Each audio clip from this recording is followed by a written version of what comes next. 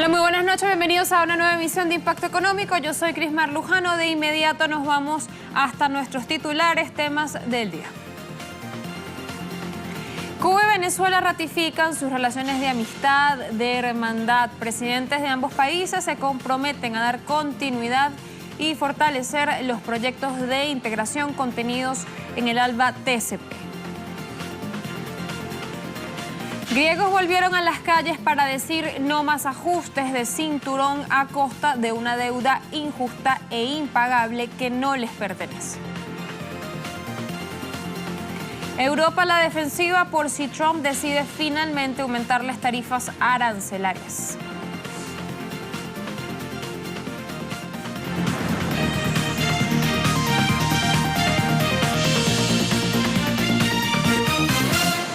El presidente de Cuba, Miguel Díaz-Canel, junto a la primera dama de este país, Liz Cuesta, llegaron a Venezuela este miércoles en lo que constituye la primera visita oficial del presidente tras haber sido electo como jefe de Estado y de Ministros de Cuba el pasado 19 de abril.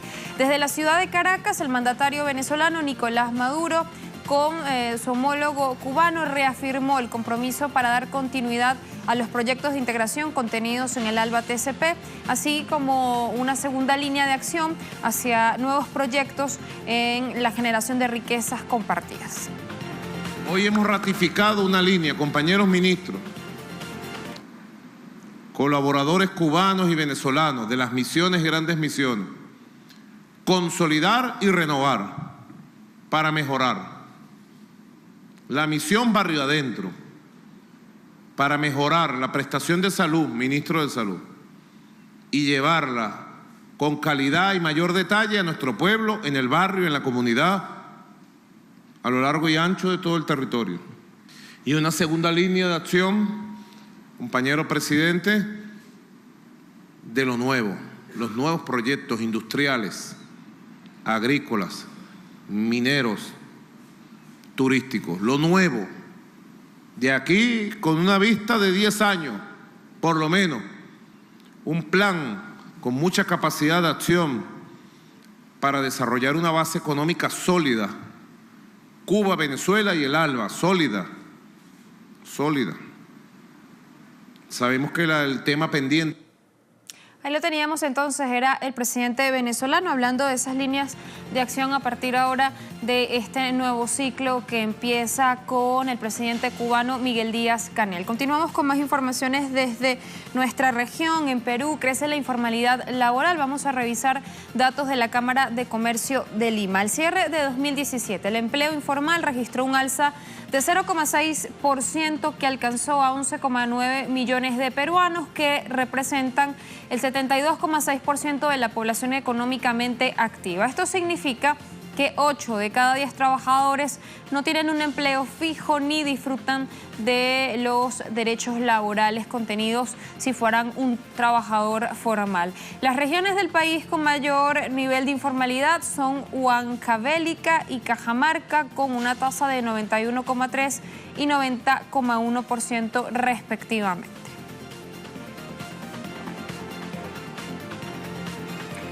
Y sectores siguen en pie de lucha en contra de las políticas entreguistas de Michel Temer en Brasil. Hoy se cumplen 10 días de paro de camioneros y se inicia además una huelga petrolera de 72 horas. En el 10º día de paro camionero, la Fuerza Obrera, agrupada en la Federación Única de Trabajadores Petroleros, se sumó a la medida de la protesta, iniciando una huelga de 72 horas con 3 objetivos: solicitar la reducción de los precios del combustible, rechazar la privatización de Petrobras y pedir la renuncia del presidente de la estatal, Pedro Parente. El Tribunal Superior del Trabajo del país declaró la protesta como ilegal al considerarla como política.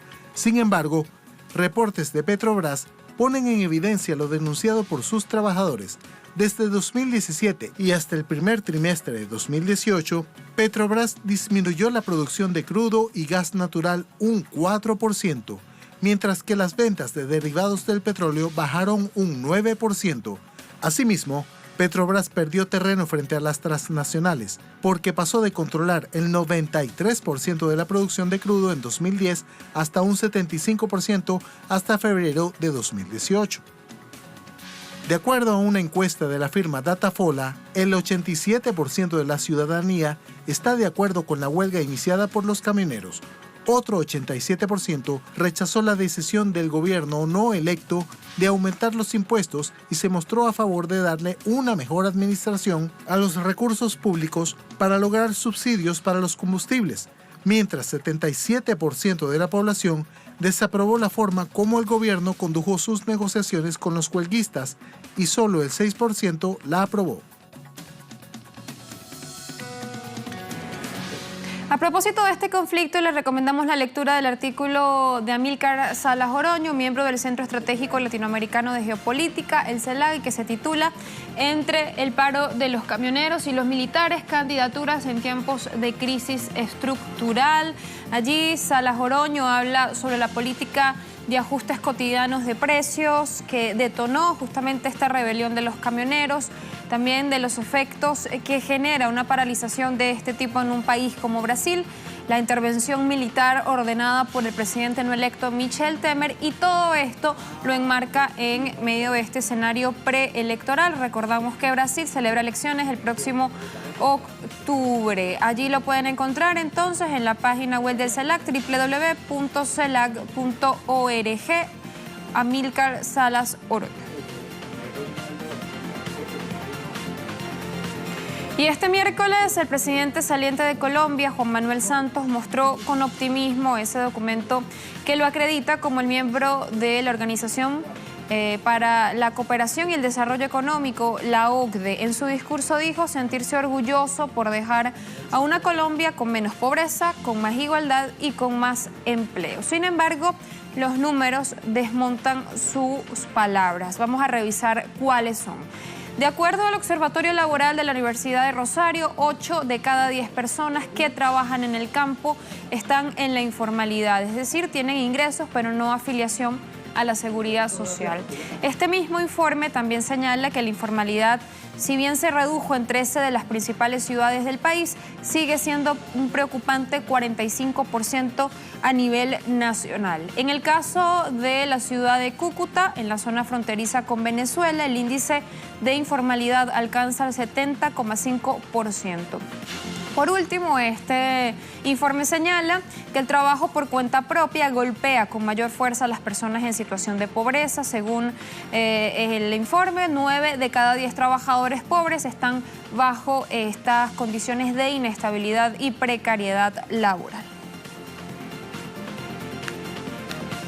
Y mayo concluirá esta semana sin que México, Estados Unidos y Canadá hayan logrado cerrar la renegociación del polémico Tratado de Libre Comercio de América del Norte, el TLCAN. El representante comercial de Estados Unidos, Robert Lighthizer, y la ministra de Relaciones Exteriores de Canadá, Chrystia Freeland, se reunieron este martes en Washington sin la presencia de México para revisar cómo avanza esa actualización del TLCAN. El secretario de Economía mexicano, Ildefonso Guajardo, quien no asistió, quien fue el único que faltó a esa reunión, en atención a otros compromisos oficiales, señalaba hace días que existen 40% de probabilidades de cerrar la renegociación antes de las elecciones de México del próximo 1 de julio y un 80% de probabilidades de cerrar este acuerdo previo a las elecciones de Estados Unidos a celebrarse en noviembre. Sin embargo, de acuerdo a analistas económicos, las negociaciones del TLCAN siguen estancadas, no tendrán una pronta solución y advierten en este sentido un desenlace hasta 2019, al menos por la incertidumbre que generen las amenazas comerciales del gobierno estadounidense de imponer aranceles a las importaciones de acero y aluminio, así como también a vehículos y autopartes. Y por su parte, Donald Trump insiste en que México pagará de una u otra forma por el muro que construye justamente en la frontera entre estos ambos países. De ahí que el presidente estadounidense utilice el TLCAN como chantaje continuamente. Ganan todo este dinero y no hacen absolutamente nada para evitar que la gente atraviese México desde Honduras y todos estos otros países. La caravana, todo esto. No hacen nada para ayudarnos, nada. Van a pagar por el muro. Al final, México va a pagar por el muro. Y por su parte, el presidente de México, Enrique Peña Nieto, le replicó a Donald Trump sobre esta construcción del muro, también a través de su cuenta en Twitter. Lo dice en inglés, lo traducimos al español. Presidente Donald Trump, no, México nunca pagará por un muro, no ahora, nunca. Atentamente, México, todos nosotros. Momento de hacer la primera pausa en Impacto Económico. A la vuelta revisamos otra vez esa tan trillada guerra comercial que se empeña en iniciar Donald Trump con otros países, además de México, también la Unión Europea. Ya veremos.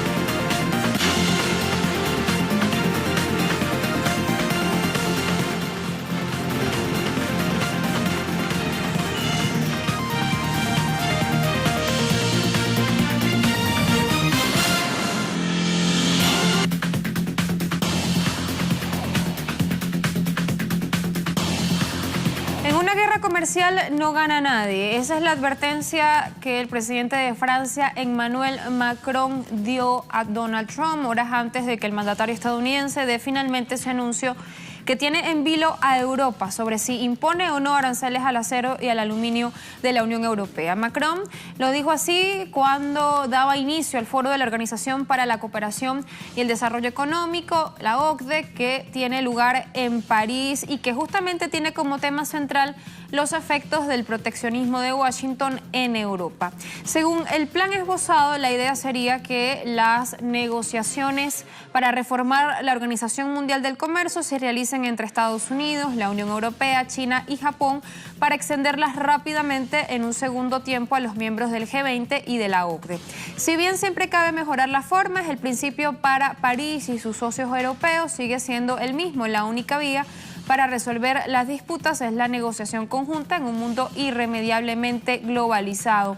Todo esto fue dicho en presencia de Wilbur Ross, representante comercial de Estados Unidos. Habrá que ver cómo responden ahora. Por lo tanto, propongo una negociación que incluiría inicialmente a los Estados Unidos, la Unión Europea, China y Japón, que se extendería rápidamente, en particular a los países del G20 y de la OCDE, sobre la reforma de la Organización Mundial del Comercio. Debemos trabajar juntos rápidamente para una evaluación conjunta de las disfunciones del sistema actual y espero que podamos aspirar al G20 a finales de este año en Buenos Aires para una hoja de ruta inicial. Y al mismo tiempo que Macron intervenía, su ministro de Economía junto al de Alemania afirmaban que no se quedarán de brazos cruzados ante más aumentos de aranceles por parte de Estados Unidos. No aceptaremos que Europa sea atacada con aranceles sobre el acero y el aluminio. Somos aliados de los Estados Unidos, somos amigos de los Estados Unidos y no queremos que nos golpeen con medidas agresivas, como los aranceles. Veremos cuál será nuestra decisión dependiendo de la decisión de Donald Trump. Probablemente para mañana durante el día, pero tuvimos la oportunidad de debatir varias veces con Peter Altmaier y con la comisionada de Comercio Europea, Cecilia Malmström. La respuesta europea estará unida y será firme. Puedes contar con la unidad absoluta de los Estados europeos y también puedes contar con la firmeza de la respuesta europea a la decisión estadounidense. Como dijo Bruno Le Maire, Europa está unida y firme. Hemos trabajado de manera extremadamente intensa en las últimas semanas para evitar el aumento de los aranceles, para permitir una evolución hacia mercados más libres, pero también estamos preparados para reaccionar.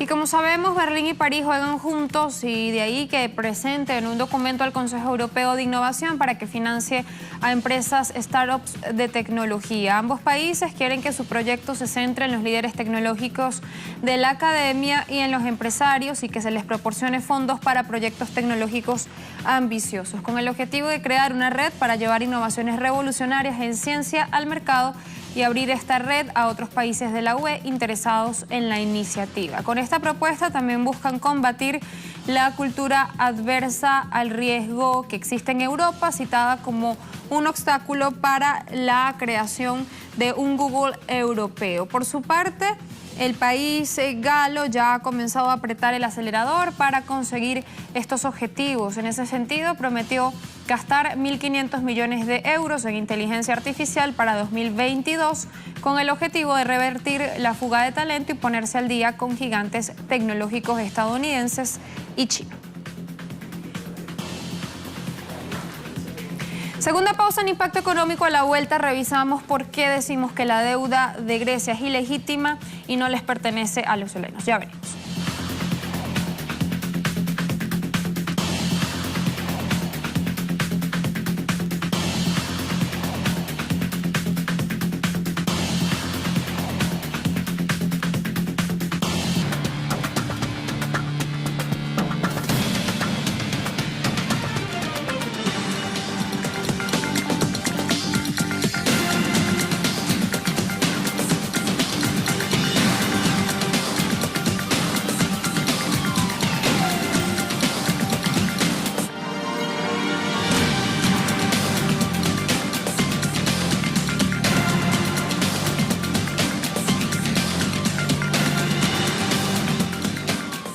Empleados del sector público y privado de Grecia realizaron este miércoles un paro general de 24 horas en protesta contra los ajustes. Y es que pese a que Grecia está endeudada, empobrecida y paga actualmente intereses superiores al 10% por la deuda y el programa de recortes económicos que se cumple, además se ha dicho según lo acordado, los acreedores europeos quieren más.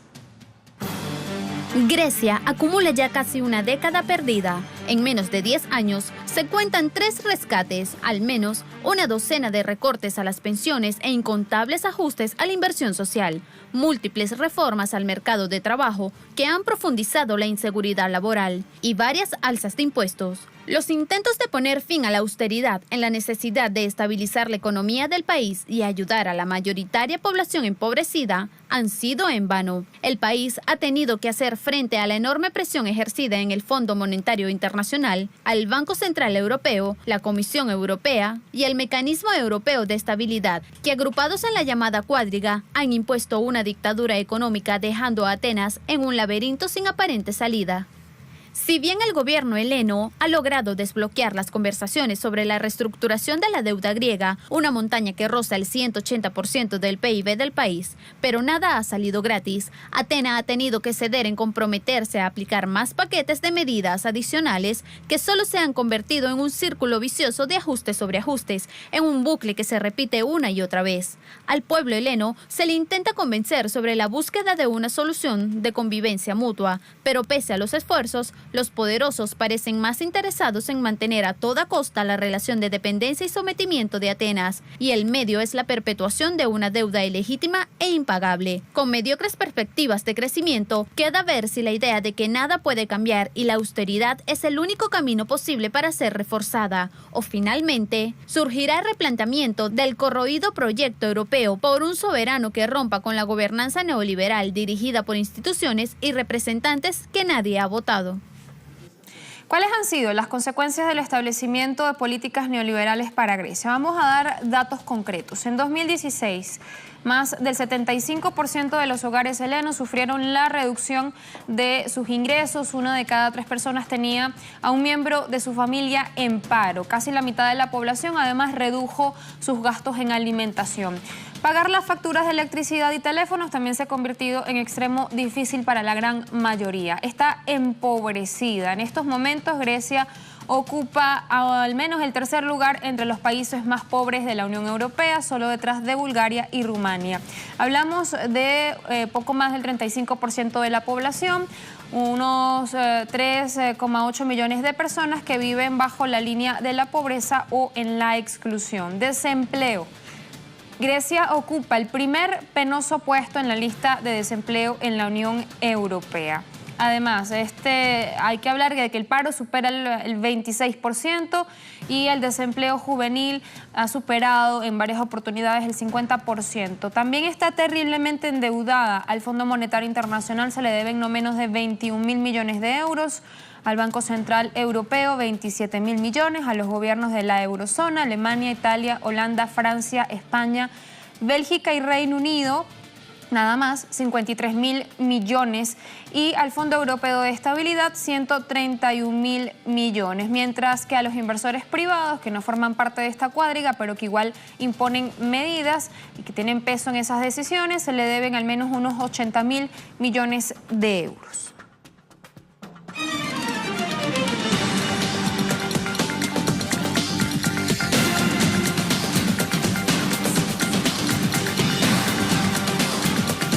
Nueve años de rescates han torturado al pueblo griego.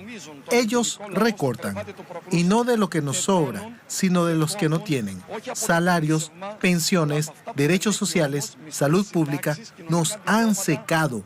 Y ahora que los rescates están llegando a su fin, se están preparando para cortarnos la cabeza también.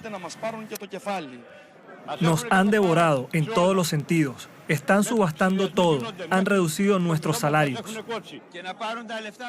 No es el final de los rescates. Será un nuevo rescate que bautizarán con un nombre diferente. Lo importante es que estamos aquí protestando y diciendo que deben dejar de herir a las clases sociales, aquí y ahora. Ahí escuchábamos testimonios de ciudadanos de un país que sabe muy bien que le espera con el Fondo Monetario Internacional y con otros mecanismos europeos. Así despedimos esta emisión de Impacto Económico. Será hasta mañana. Chao, chao.